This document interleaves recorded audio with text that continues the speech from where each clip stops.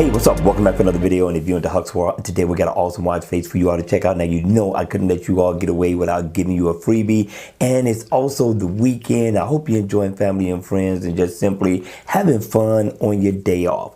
All right, let's check out this watch face. Now, the name of it is called Simple Cool. I thought it was a nice, simple analog watch face for the weekend or for a casual wear. You can tie this into colors like black and red, black, blue and red, but whatever color you tie this in, it's going to look good on your wrist. Now, I don't know how long this watch face is going to be free, so you got to download ASAP because free could become paid at any given time. All right, with that being said, let's have a closer look at this watch face.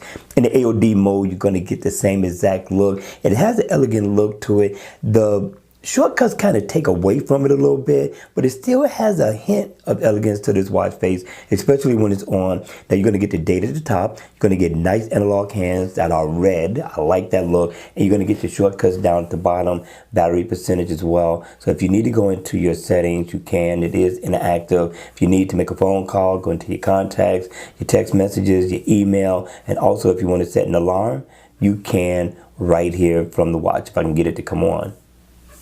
There we go.